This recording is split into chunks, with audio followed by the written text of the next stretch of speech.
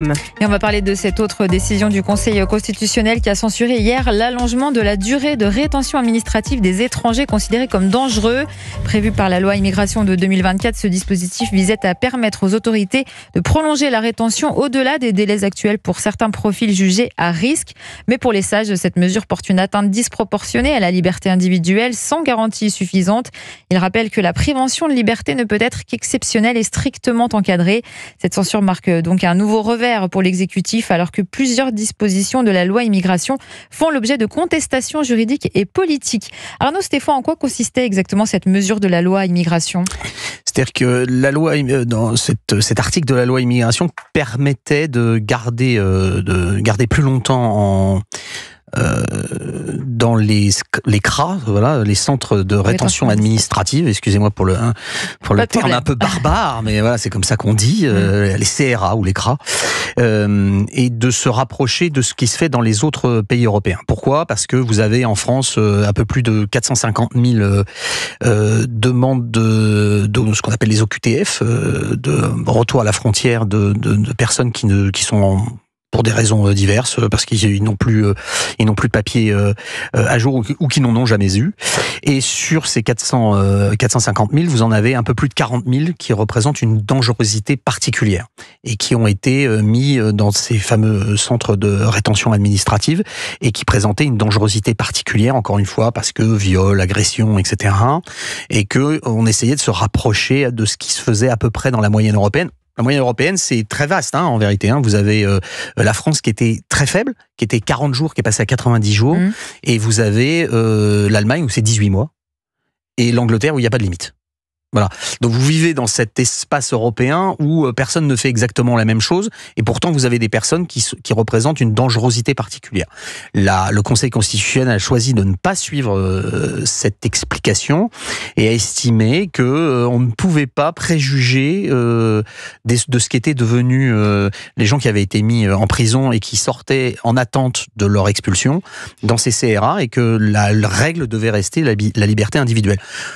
Oubliant parfois que le taux de récidive est quand même très élevé, mais c'est pas ce qu'a retenu le Conseil constitutionnel, qui encore une fois est un juge qui est à la fois un juge du droit, mais qui est aussi souvent un juge qui joue sur une interprétation et quelquefois qui est très idéologique, un biais en tout cas idéologique. Alors est-ce que c'est une censure partielle ou un désaveu du Conseil constitutionnel envers l'exécutif ?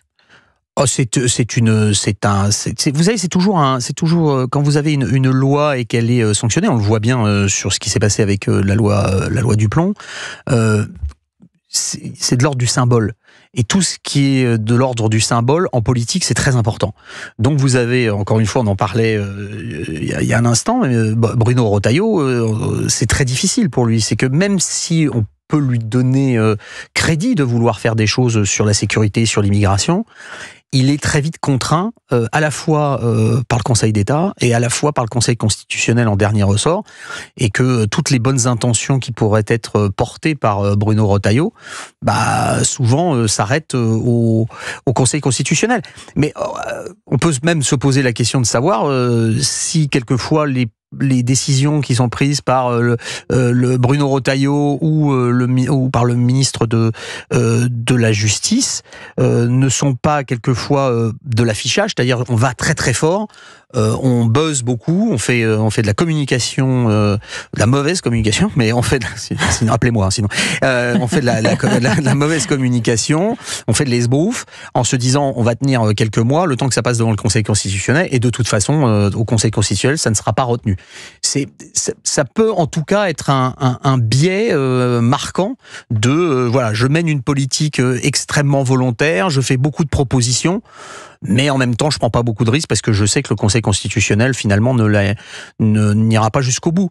Je vois les réactions notamment de Laurent Wauquiez sur les décisions du Conseil constitutionnel, mais qui a laissé depuis une vingtaine d'années glisser le rôle de Conseil constitutionnel en une espèce de Cour suprême qu'elle n'est pas à la base, oui, ça serait respecter la Constitution, et qui par le jeu des lois européennes, viennent des traités ou de textes qui ont été votés comme la Charte de l'environnement, et d'autres textes laissent libre cours à une interprétation. Et il suffit de regarder la composition du Conseil constitutionnel, mais aussi des gens qui travaillent au Conseil constitutionnel pour comprendre que là aussi, on n'est pas exactement sur la même ligne. Laetitia au Standard Europe 1, on veut aussi au Conseil constitutionnel. Bonjour Laetitia. Bonjour à tous et bonjour tous les auditeurs. Vous nous appelez d'où ?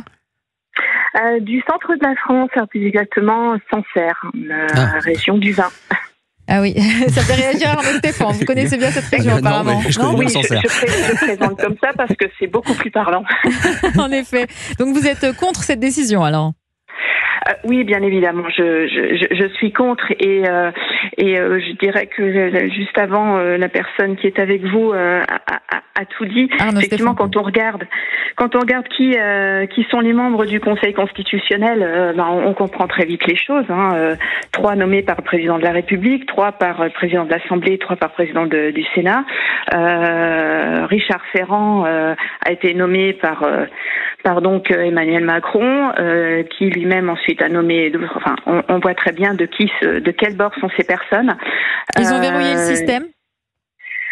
Je pense, oui. De toute façon, Monsieur Macron ignore complètement la France, ignore complètement les Françaises et les Français.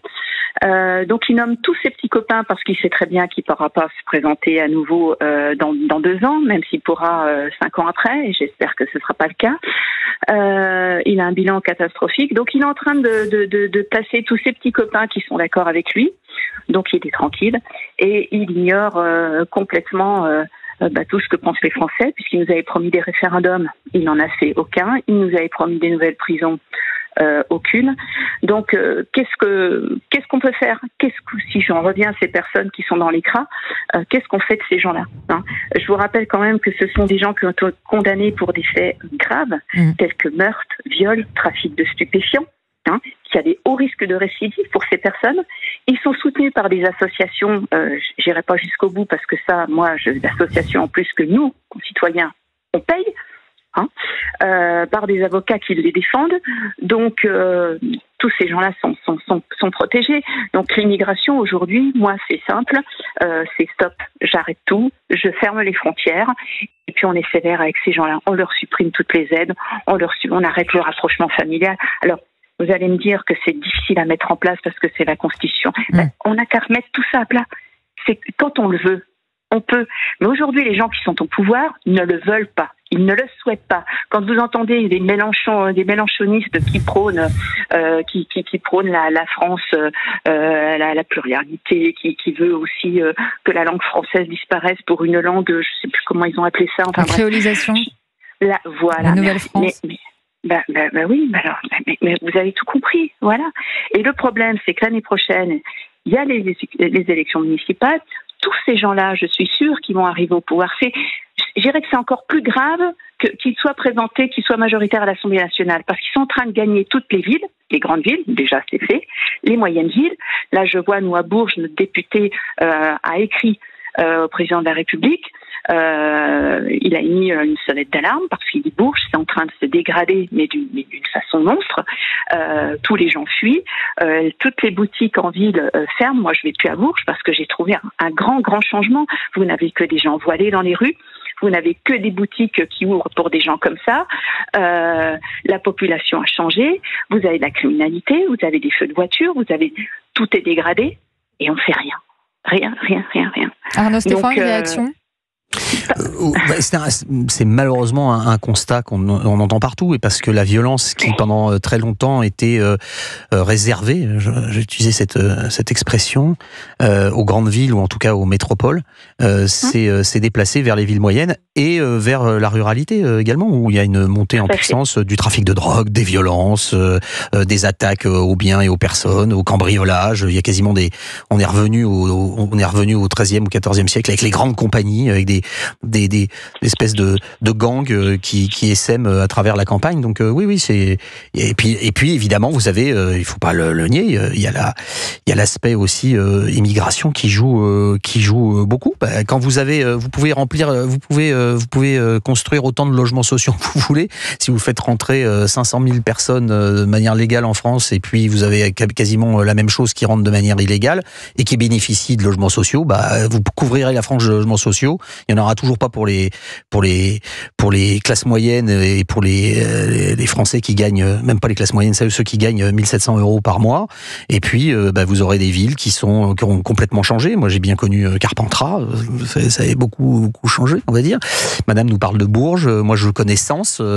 Gérald Darmanin nous dit aujourd'hui, à côté de la cathédrale, c'est devenu particulier. Gérald Darmanin dit qu'il n'y a plus d'endroit safe en France. Justement, vous en pensez quoi, vous, Laetitia ? Oui, mais de tout à fait. Et puis vous savez, de toute façon, ces gens-là issus de l'immigration sont prioritaires sur beaucoup de choses, notamment sur les logements sociaux. Je peux en parler puisque j'ai eu un membre de ma famille qui a travaillé assez longtemps dans les HLM qui en est partie parce qu'elle a vu des choses. Mais elle dit elle en était même dégoûtée. Quel genre de choses ? Faut voir. Quel genre de choses que une famille française de souche, je dirais, parce qu'aujourd'hui, moi ça me fait rire quand on dit ils sont français. Oui, ils sont français, d'accord, mais les origines, ils sont quoi ? C'est ça qu'il faut dire aujourd'hui, parce que la population change. Oui, ce sont des Français, mais les origines derrière, elles sont algériennes, elles sont marocaines, etc., etc. Donc ces gens-là, ils ont une façon de penser, une façon de vivre différente de la nôtre, de notre histoire, de notre culture, de notre façon de vivre. Alors oui, ce sont des Français parce qu'ils sont nés en France, mais dans leur tête, ils n'ont rien de français. Ils vivent comme chez eux. Donc tous ces gens-là sont pas généraliser non plus. Je sais bien qu'il ne faut pas généraliser, mais il y en a marre de dire qu'il ne faut pas généraliser, il y en a marre d'ouvrir les parapluies puis de se protéger parce que tout de suite on va dire que tu es un raciste. Non, il faut assumer ce qu'on dit. Moi j'assume ce que je dis parce que je le vois tous les jours et je vais même aller plus loin. Moi je rentre de vacances, je suis rentrée avant-hier de vacances, on est allé en Espagne 3-4 jours. J'ai discuté avec des Espagnols qui parlent très bien français et qui m'ont dit qu'ils vivaient la même chose. C'est l'Europe en général qui vit tout ça, qui subit tout ça, parce qu'on dépend de l'Europe. Madame von der Leyen, on connaît ses idées. Donc, on ne maîtrise plus rien, on ne peut plus rien faire. Donc, Monsieur Retailleau, il peut faire tout ce qu'il veut, il peut avoir de la bonne volonté, mais il n'arrivera pas au bout de ses peines. Et les Français, malheureusement, en ont marre, sont fatigués de voter, et qu'au final, il n'y a rien qui change parce que de toute façon, les magouilles, etc., entre deux tours, on l'a vu cette année, on l'a vu précédemment, on a vu le résultat, donc ça ne sert plus à rien. Donc si vraiment on ne met pas en place un gouvernement ferme qui arrête tout ça, la France est fichue.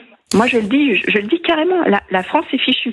Moi, en Espagne, j'ai vécu une agression. On a eu et personne ne bouge, personne ne dit rien. On était dans un restaurant, des gens qui arrivent, qui ouvrent les frigos, qui se servent, comme chez eux, qui s'installent à une table, ils sont torse nu, ils rotent à table, ils boivent de l'alcool, ils parlent fort, ils dérangent tout le monde. Ils se sont levés de table, ils sont arrivés à hauteur de la mienne, ils ont craché par terre sur la terrasse. Je me suis permis de leur dire quelque chose, je me suis fait insulter. Personne n'est intervenu, la serveuse est venue s'excuser auprès de moi. Mais je dis, mais comment ça, vous excusez, mais vous n'appelez pas la police? Mais madame, on les a tous les jours avec nous. Si on appelle la police, ils débarquent à 50 et ils cassent tout. Voilà le résultat. Merci. Et ça, c'est partout. Merci beaucoup, Laetitia, pour votre témoignage. Merci d'avoir été avec nous.